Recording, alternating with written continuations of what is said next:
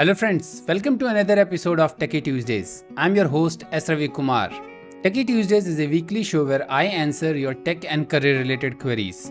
So if you like my answers, then please hit that like button, subscribe to my channel and share this video with your friends, family and colleagues. Now let's get started with today's questions.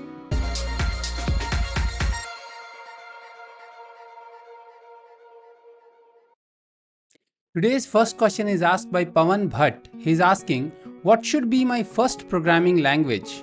Which programming language should I know to bag an internship at good companies, example Google, Microsoft, Facebook, as a student? And which language is widely used in software and earns more salary? Pawan, your question is basically an amalgamation of too many questions and you seemed very confused. So let's answer your questions one by one. So the answer to your first question, that what should be your first programming language, is whatever language you are being taught in your college or in your course which you are doing. As you have mentioned in your question that you are a student, so whatever language is being taught in your college should be your first programming language, which is by default. So if you are good in that programming language, that should be enough for bagging an internship in any good company. So I'm joining your second question also in this, that what language should you learn or how you should get internship in good company. So basically programming language doesn't matter much. Most of the companies who hire, they give programming test in different languages. They say that you can choose whatever language you choose, but you have to solve some problems. So most of the problems are related to data structures, algorithms and those kind of competitive programming questions. Basically for these companies like Google, Microsoft or Facebook, for internship or for hiring freshers, they give these kind of tough questions or these kind of questions where you have to showcase your logical thinking capabilities or your analytical thinking capabilities in terms of programming using data structures and algorithms. So it doesn't matter which programming language is your first programming language. Whatever programming language you choose or whatever programming language are taught in your college can be used for giving interviews in this company or these companies. Now the answer to last part of your question, that which language is widely used in software and earns more salary, is whatever language you are good at. So for you, it should be whatever language you are good at. If you are good in C# or if you are good in C++, you will be able to earn good salary in that language. If you are not good in that language, then it doesn't matter. But if you are talking about numbers, so all the languages have their own uses and different implementations. So if you are talking about Python is mostly used in scripting and machine learning. Nowadays it is being more popular in machine learning and data analytics. If you talk about C# and .NET, it can be used everywhere, as I promote in all my videos. So it can be used to develop web application, desktop application, games, machine learning, data analytics. Everywhere you can use C#, but it primarily depends on the company's specifications, or I can say not specification, it primarily depends on company's capabilities, their budgets and what kind of resources they have available in the market. So there is no one single language or framework which I can say that it is widely used. But when we talk about MIS based application development, C#, JavaScript, C#, Java are mainly used for backend services, backend application development or WinForms or web forms development. And for front-end development, most of the JavaScript based technologies are used in case of web applications or websites. When you talk about machine learning, of course, Python these are the popular choices. So there is not one specific language which you can say can be used or it will help you earn more salary. Earning salary primarily depends on your capability, the capability of the person, not the programming language. Next question is from Akul Sharma. He's asking, I'm looking for a tech co-founder, full stack developer with honesty and integrity for a promising startup which is going to go global very soon. Anybody interested or knows anyone good enough who might be interested? Akul, the best place to find a co-founder, be it technical, non-technical, or marketing person, is startup events.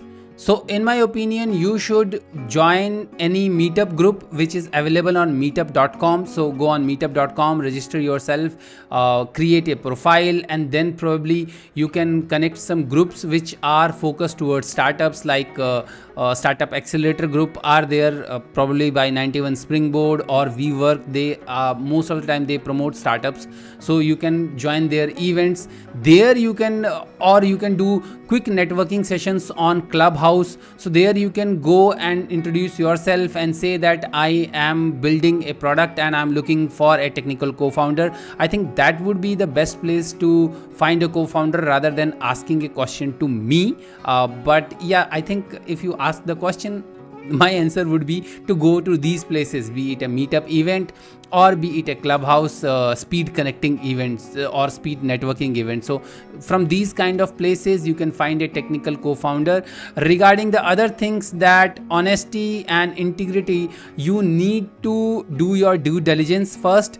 And most of the times it seems that many startup founders are very secretive about their ideas, that nobody should come to market from before them, or they are very secretive about their ideas and they go running behind creating lot of NDAs and all those things. So if you are that much secretive and you are looking for this kind of things like integrity, honesty and all those things, then probably in my opinion, rather than finding a technical co-founder, you should hire a consultant or hire a technical advisor who can advise you on developing your startup after signing the NDA. So you should pay money to them rather than finding a technical co-founder, because if somebody is a co-founder, he will ask you question. Not only co-founder, in fact anybody who is going to develop an application, he will be asking lot of questions, and you shouldn't be so secretive about your idea, because as many people have said that ideas are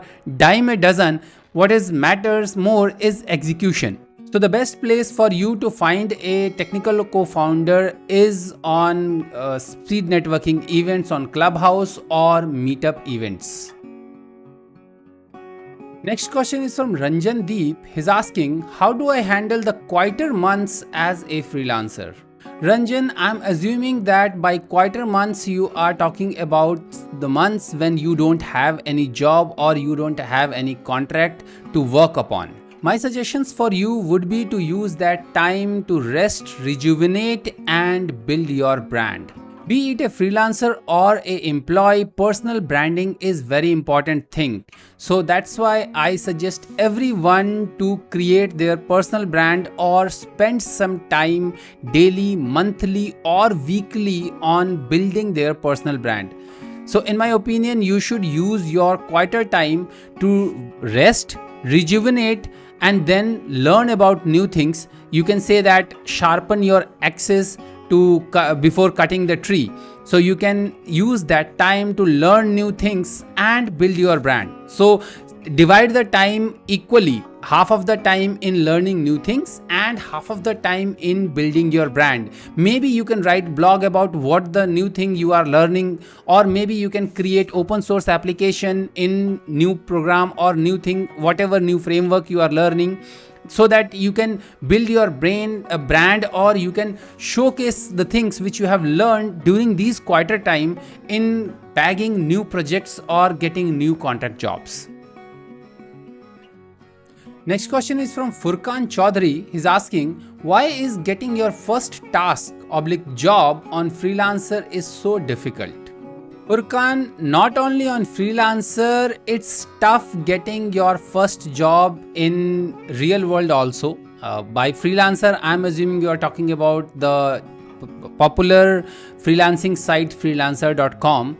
So not only on Freelancer, it's tough to get first job or first task on any platform or even in real world. So fresher get very less chances. They are either hired by college or they struggle too much getting first job, and everybody struggles that thing in getting first job. And If you are a freelancer, my best suggestion would be to follow another. I have created a video about how to get started with your freelancing job, or how to get started with your freelancing career, where I have given 4 points guide to get into freelancing. So in my opinion, you should also build your brand in order to get a good job, be it first job or be it second job in freelancer. And apart from that, since any other job site, freelancer is also there for doing business. So in my opinion, if you are not getting jobs on freelancer, you can create profile on other platforms also, like Upwork is there, guru.com is there, so you can create profiles there.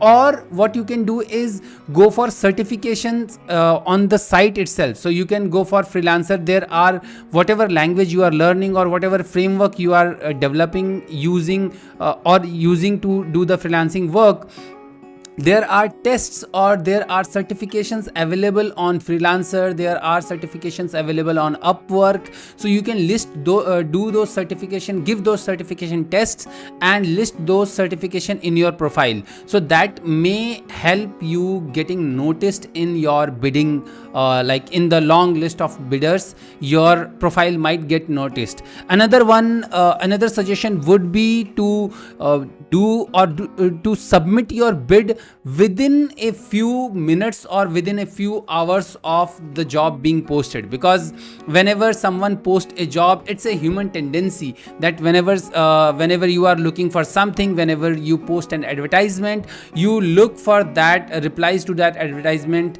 for another couple of hours, I would say. So in my opinion, you should bid on the project as early as possible. That is another way to get noticed, because if your bid is the first bid, it's most probable that the poster will notice your bid. And apart from that, I think another way would be to go for a paid subscription. Freelancer also provides paid subscription, so kind of a pro membership.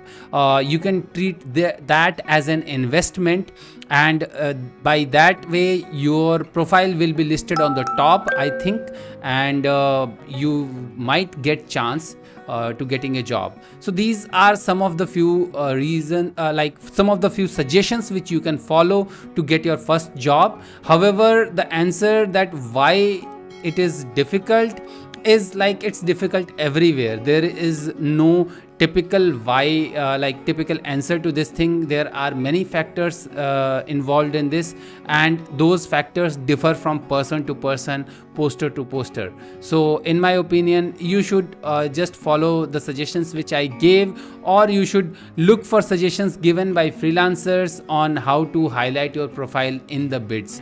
So I think that will help you out in getting your first job. I hope you get your first job very soon. Best of luck. Next question is from Devang Sani. He's asking, how does a freelancer get paid after completing a project for their client? Devang, it primarily depends on how the freelancer has got the client. So if the freelancer has got the client via offline medium, like from a friend or a colleague, so somebody, I usually connect to my colleagues or some of the friends that I am looking for a freelance developer. So do you have anyone in mind? And if somebody strikes with me, probably my company or my employer or I myself give them an NDA so that they don't disclose our code. So when they sign our NDA, then we give them tasks and they work on those tasks, and when it is done, I transfer the money in their bank account. So if they are in India, I transfer the money in their bank account. So that is the typical way if you are doing freelancing in offline mode, that is getting freelance jobs via your friends and family or colleagues or anyone offline, in the offline medium. When we talk about online medium, most of the freelancers are paid by the platform itself. So if you talk about Upwork, if you talk about Guru, if you talk about freelancer.com, or I think TopTal or Top Talent is also a website for, I don't know, it is for freelancing or freelancers for, or it is for probably, I think they give salary. So I'm not very much sure about them, but most of the freelancing site, be it Upwork, Guru or freelancer.com, they have their own like payment mechanism. So there, when you bid on a project and if you are selected as a freelancer, they keep on accumulating money in your account, and then they transfer the money in either your bank account or in your PayPal account. So it depends on how you want to take the money. So you can directly take the money in your bank account, or you can take the money in your PayPal account, and from there you can transfer that money in your bank account. So these mechanism, in case of these sites, be it Freelancer, Upwork, Guru, they transfer your money to this thing, to your bank account or to your PayPal account. Once your client says that, okay, yes, you have done the job as per their requirement, then they they release the payments to your account. So it varies from platform to platform. In case of online platforms, it varies from platform to platform, but most of the time you get your money in your bank account. Of course, the platform charges some of their cut, whatever, like some platform charge 5%, some platform charge 10%. So it depends on platform how much they are charging. So they charge a cut and then they transfer the money in your PayPal account or in your bank account itself. Next question is from Rohan. He's asking, which course should I do for career growth which doesn't need coding skills or need very less coding and is also not very expensive? I'm into manual software testing and having experience of 14 years throughout in banking domain. Rohan, the only things which comes into my mind which ticks all these boxes or all these criterias which you have asked, that doesn't requires much coding or requires very less coding and is inexpensive also, is you should go with robotic process automation or RPA. You should learn how to implement RPA in doing automation testing. So if you do automation testing via coding, so you need to learn about automation testing using some framework, be it Jenkins. Jenkins is, I think, for DevOps, not for automation testing. Sorry, it is Selenium. So you need to learn about Selenium, be it using C# or be it using Java or be it using Python. So whatever, there are many automation testing frameworks. So instead of learning automation testing using these automation testing framework, you should learn about RPA or robotic process automation and do automation testing using robotic process automation, because that will require very less amount of coding or learning less amount of coding, and also they are very inexpensive, because most of these the frameworks which provide these RPA services are giving their certifications for free, be it Blue Prism, be it automation. I think there is one UiPath is also there. So be it Blue Prism, be it UiPath. So you can go for certifications from these companies, and you can apply for an automation test architect or those kind of things. Especially you also have banking domain knowledge or experience, so you can think about how to implement those RPA methods in automation testing in your banking domain. So you can do or go for those kind of things. If you want to remain in technical field and you want to go for less coding job. But in India, I also know that after 14 years of experience, you are required or kind of expected to be a manager. So I don't know whether you are or not. You might be serving as a project manager somewhere of a test team. So probably you should, if you are interested in going on the management side, you should go with PMP certification or Prince certification or Scrum certification, probably Scrum project manager certification, not Scrum master, because that would come into team lead kind of spectrum. So better go for these kind of certification or managerial certification for going into or for moving into managerial side. There of course it will require your leadership skills, communication skills, and you need to learn about managerial things. So I think that would also be a good transition for you if you don't want to go into the technical field, as you already has shown that you are not too much interested in coding. But if you want to be in the technical side only, so the only option left for you is learning robotic process automation. So these were my answers to your tech and career related queries in this episode of Techie Tuesdays. If you like your questions to be featured in next episode of Techie Tuesdays, you can DM me your questions on any social media platform. All my social media handles are Techie Rathor. I hope you like my answers, and if you like my answers, then please hit that like button, subscribe to my channel and share this video with your friends, family and colleagues. So until my next video, take care. Bye bye.